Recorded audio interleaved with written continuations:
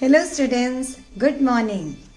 Today we are here with a new type of story, that is, today we are discussing the story of Lord Ganesha.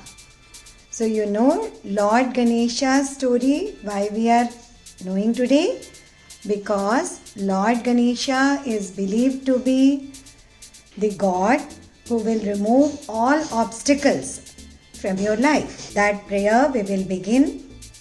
So you can all say with me. We will pray to Lord Ganesha that he should remove all our obstacles from our life.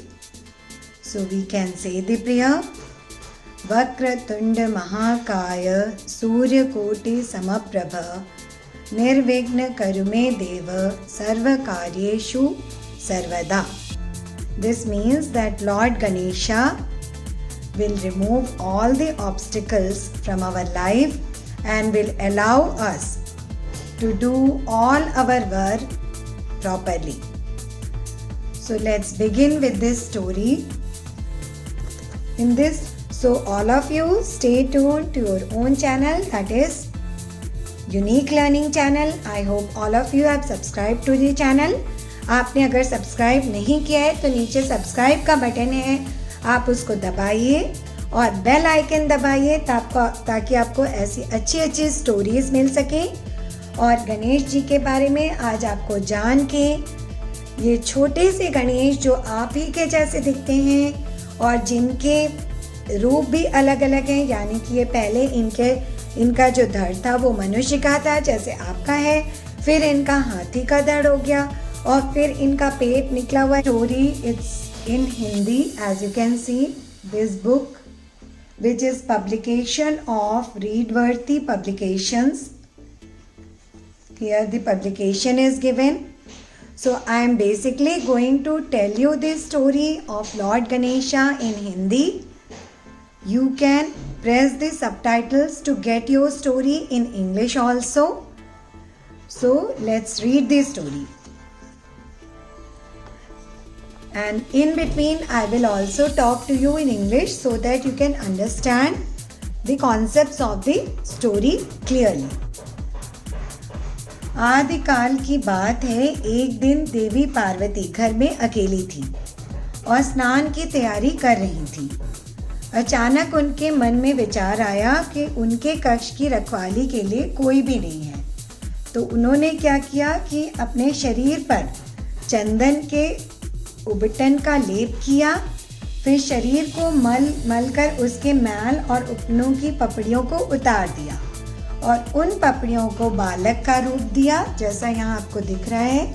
माँ पार्वती ने बालक का रूप दिया और इसको गणेश बोला गया और ये माँ पार्वती की रक्षा करने के लिए बनाया गया एक अलौकिक शक्ति में उन्होंने प्राण फूंक दिए थे। तो इस तरह से गणेश के नाम से ये बालक जीवंत हुआ। उसके बाद पार्वती निश्चिंत हो गई और स्नान के लिए जाने लगी और उन्होंने गणेश जी से कहा कि पुत्र, मैं स्नान कर रही हूँ, ध्यान रखना कि कोई भी अंदर ना आ पाए। और उन्होंने अपने माँ को आश्वासन दिया कि आप चिंता मत करो, जब तक मेरे प्राण हैं तब तक यहाँ पे कोई नहीं आएगा। और इसी बीच वहाँ पे भगवान शिव आ गए घर वापस और घर में प्रवेश करने लगे। तो गणेश ने अपने माँ की आज्ञा का पालन करते हुए भगवान शिव को आने से रोका, जैसे कि आप इस फोटो में देख सकते हो।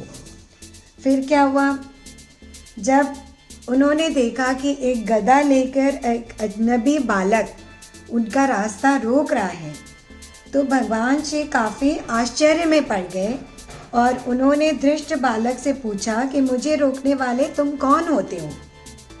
तब गणेश जी ने बोला कि मैं पार्वती का पुत्र गणेश हूँ। और तब भगवान शिव ने बोला कि ऐसा हो नहीं सकता, क्योंकि आज तक मैंने इस पुत्र को नहीं देखा है और ये उद्दंड बालक खुद को पार्वती का पुत्र कैसे बता रहा है। तो रुद्र का रूप हो गया उनका, यानी कि वो काफ़ी क्रोध में आ गए शिव जी और उन्होंने भ्रिकुटी तन गई, नेत्रों से क्रोध की ज्वाला निकलने लगी शिव जी की। फिर देखिए आप ये शिव जी कैसे दिखाई दे रहे हैं इस रूप में, वो रौद्र रूप में किस तरह से दिखते हैं। तो लगता है तेरा काल तुझे बुला रहा है, अभी भी वक्त है, रास्ते से हट जा, महाकाल ने गरजते हुए बोला। तब गणेश जी ने निडर हो रहते हुए बोला कि काल भी मेरा क्या बिगाड़ लेगा।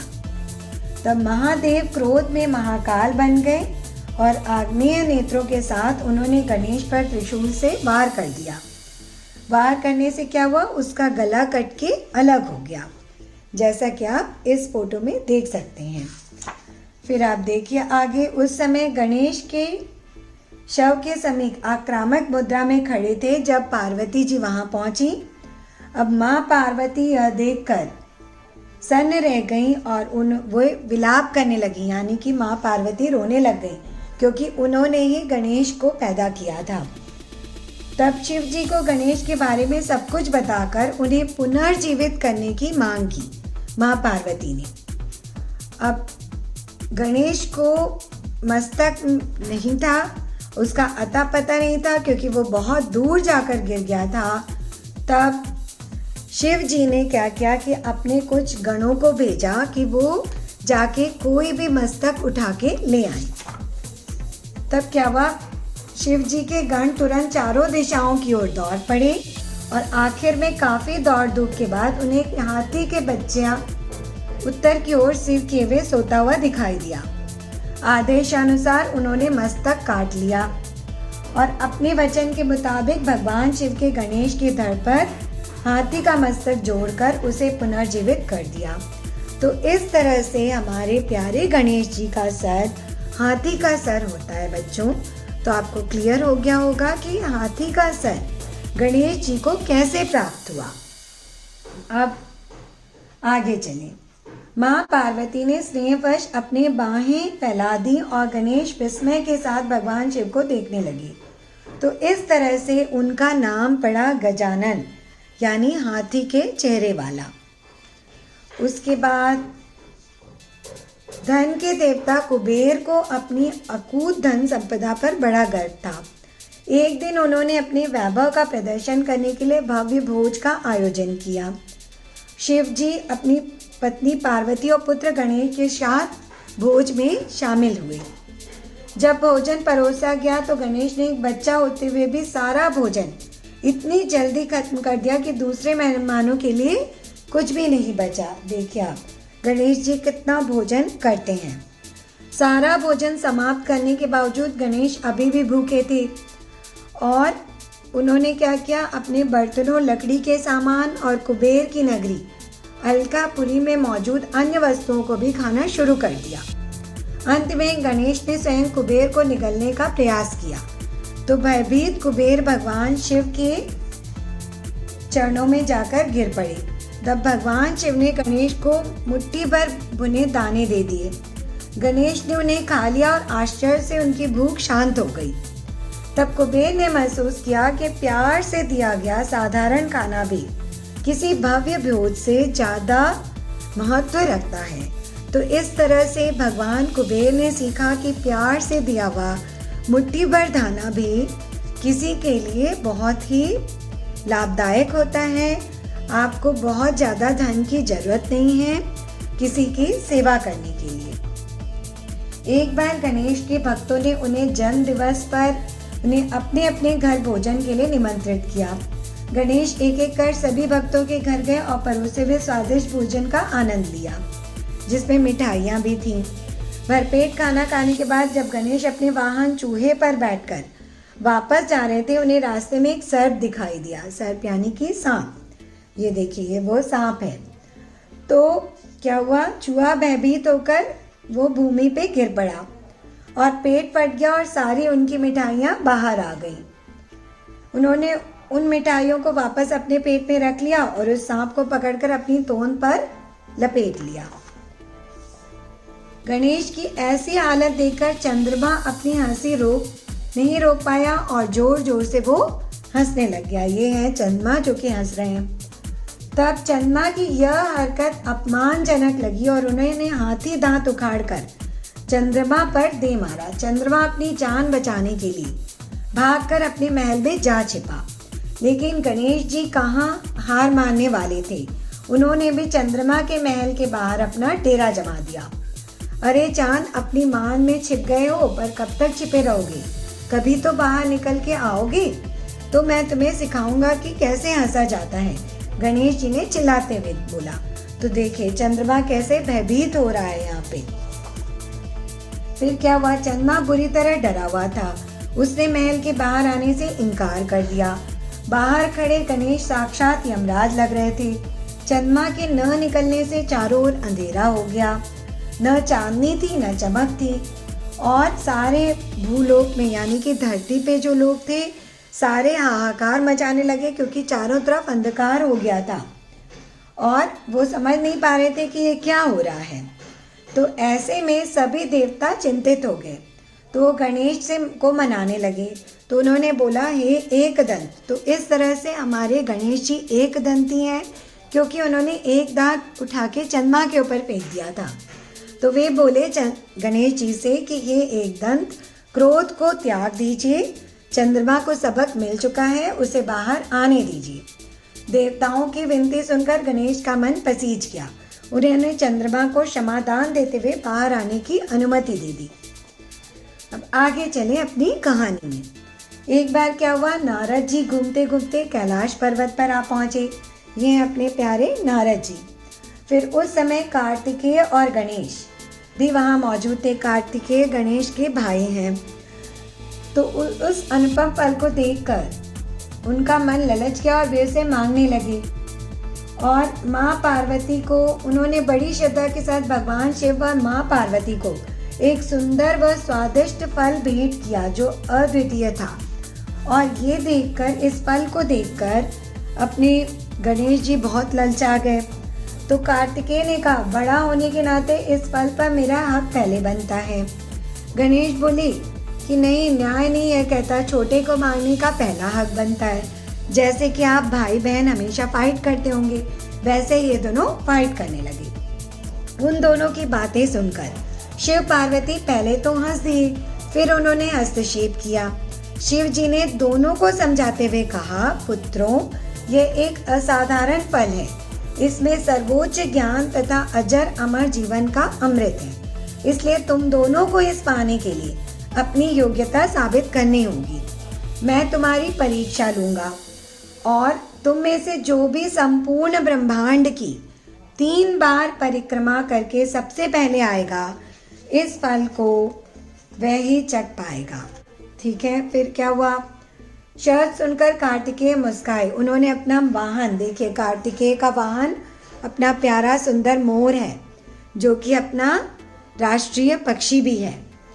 तो वो मोर पे चढ़ गए और उन्होंने विचार किया, एक चूहा मोर का मुकाबला कैसे करेगा, और तुरंत मोर पर बैठकर पृथ्वी की परिक्रमा करने लग गए।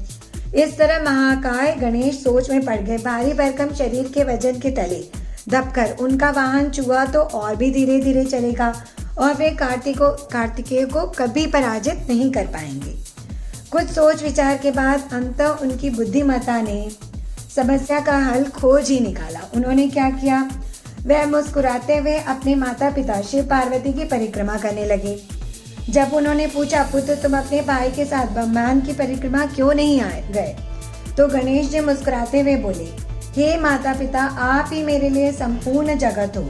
आप दोनों में संपूर्ण ब्रह्मांड समाया हुआ है। आपकी परिक्रमा कर ली, मतलब पूर्ण ब्रह्मांड की परिक्रमा मैंने कर ली है, इसलिए मैं क्यों जाऊं। तो गणेश का उत्तर सुनकर शिव पार्वती का मन बहुत ही खुश हुआ। और फिर देखिए आगे क्या हुआ। गणेश की बुद्धिमत्ता, चतुराई और माता पिता के प्रति श्रद्धा भाव देखकर उन्होंने वह फल उन्हें दे दिया। जो अद्वितीय फल था जो नारद जी लेके आए थे, वो गणेश जी को प्राप्त हुआ। उन्होंने सिद्ध कर दिया कि शारीरिक शक्ति या सांसारिक उपलब्धियों की तुलना में बुद्धिमत्ता और ज्ञान ज़्यादा महत्वपूर्ण होता है। तो इसलिए बच्चों, आपको अपने शरीर या शरीर में कोई भी विकार हो, उन सब के ऊपर बिना ध्यान दिए आपको अपनी बुद्धि पे, अपने माइंड पे, अपने इंटेलिजेंस में ज़्यादा विश्वास होना चाहिए। और आपको ये गणेश जी की कहानी सिखाती है कि आपकी बुद्धि से आप बड़ी से बड़ी चीज़ भी आसानी से जीत सकते हो। तो ये जो कहानियाँ मैम आपको सुनाना शुरू कर रही है, यानी कि जैसे आज मैंने आपको गणेश जी की कहानी सुनाई है, ये आपको सिखाने के लिए है कुछ अच्छी अच्छी बातें, कुछ मॉरल स्टोरीज मैम आपको सुना रही है। तो मैं आशा कर रही हूँ कि आपको ये जो बुक्स हैं, जिसमें काफ़ी फ़ोटोग्राफ्स भी मैम ने आपको दिखाए हैं, इस तरह की स्टोरीज़ इस चैनल से आपको मिल रही हैं, तो इससे आपको मज़ा आ रहा होगा। आप कि अगर अंदर बुद्धि है तो आप किसी बड़ी से बड़ी विषमता को भी आसानी से पार कर सकते हैं। तो स्टूडेंट्स, आज आपका होमवर्क है कि आप गणेश जी के बारे में और भी कहानियाँ पढ़ेंगे। गणेश जी के और भी जो लेसन से आप प्राप्त करेंगे, उनके और भी कुछ प्रार्थनाएं हैं, उनको आप सीखेंगे। और आप कुछ प्रार्थनाएं आप रिमार्क्स में भी डालिए, मैम को भी बताइए कि आपको ये स्टोरी कैसी लगी। और आप इस चैनल में यानी कि यूनिक लर्निंग में बने रहिए।